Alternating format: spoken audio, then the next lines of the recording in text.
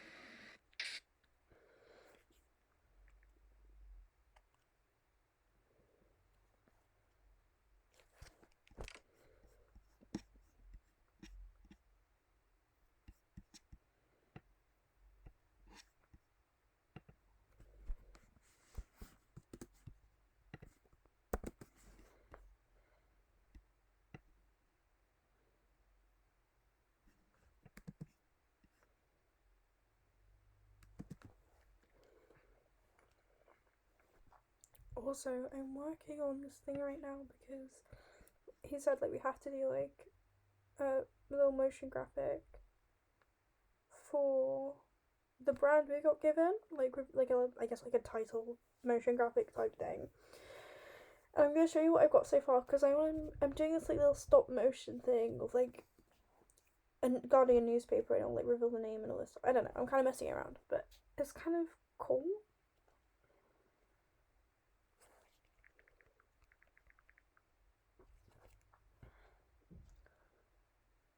Now, I didn't have a Guardian newspaper, so I had to take photos of stages of me crumpling up some A4 plain paper, and then I had to add the newspaper overlay and then add all the text back. It was fucking painful.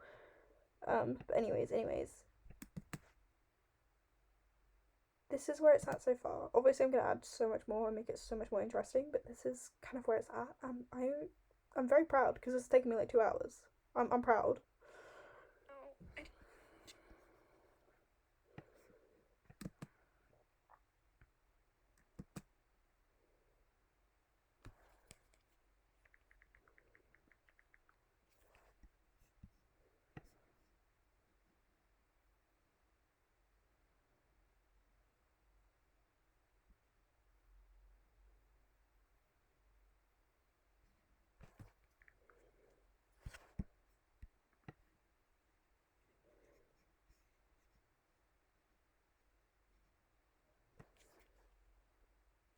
Most people are doing it obviously at college because they don't own Adobe After Effects. It just happens because obviously I brought the Adobe Suite. I have it on my laptop, so I am lucky enough to be able to do it from home. But obviously you're not in. He didn't even tell me to tell you about the project, so I don't think he expects you to do it right now, if at all. Because I mean, you can't. You're at home. Um,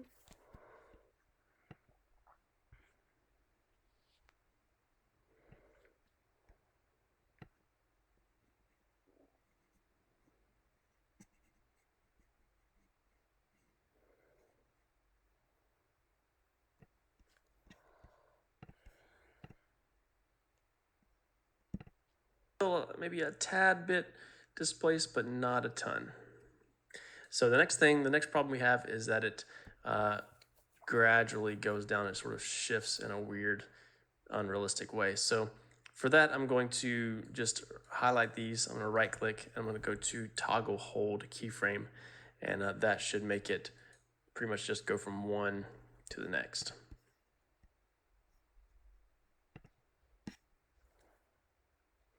I mean, the reason he wants us to use After Effects is because what he's been teaching us in the tutorials.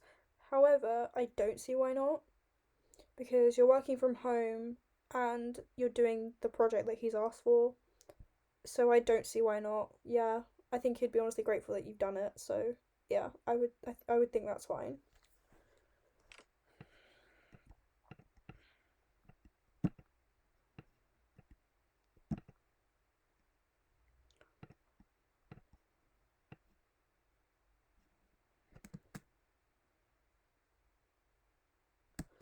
Oh no, that made it really weird. Yeah, no, I don't like it. Jump. I don't like it. Jump. Okay, so it happens pretty quick, but let's watch that back and see what happens. Okay, so it sort of looks like that paper is moving with it, which is nice. Now I can offset these just a little bit so that they're not moving at the same time. Okay, so it's not perfect, but it's fairly close. So that's looking pretty good.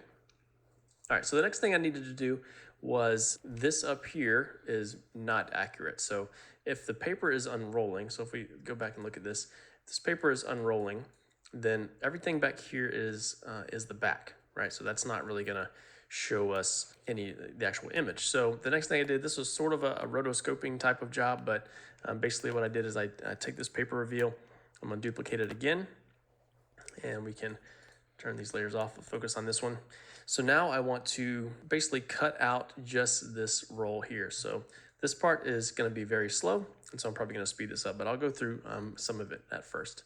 So let's go to maybe the first one where it reveals out. So let's maybe come down here a little bit and see what happens. So we want to, let's start right here. Okay, so this is where we basically want to cut out everything that's sort of wrinkled up, and then we'll just have this section by itself, and it'll look more like it's unfolding. So I'm going to click on my main paper layer here, this paper reveal, and I'm sort of going to draw some pretty jagged edges around this. And this part is going to be a bit slow, just because it's sort of monotonous, but just sort of the process we have to deal with in order to make this work. So the first thing I'm going to do is hit G on the keyboard for my pen tool, and I'm going to draw just a basic edges around here.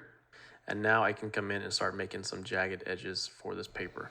So I'm going to make these somewhat broad because these are going to change non-stop throughout this entire process. But I'm keeping it pretty much jagged the whole time. And we're just making it pretty rough for now. You can get in there if you really wanted to make it perfect and get these just right, but this is for more example's sake. And then we'll close our mask with clicking on that first point that we made. All right, so that looks pretty good. We can also go into the mask settings here and click on add and go to subtract. So it's going to take all that out. So now we have our wrinkle piece here. So we want to set a keyframe for this. So I'm going to go to the mask settings and turn on the mask path and click that stopwatch right there. And so now that's our first frame.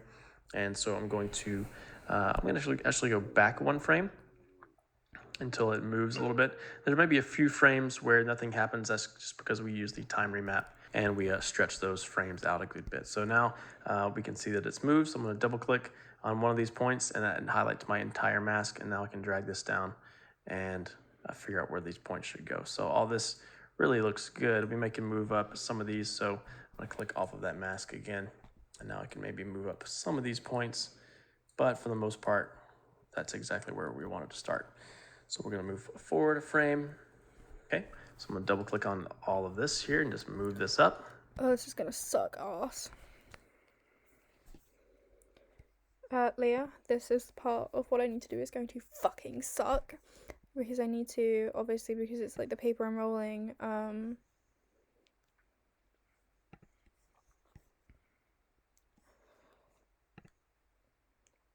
the next bit of what I've got to do is gonna fucking suck, because obviously right now it looks like this, and this is fine, but if I go just to the paper video, obviously like you have the back of the paper rolled up and you can't see that in this, so I now need to mask all of this out, and it's frame by frame, and I'm going to hate myself.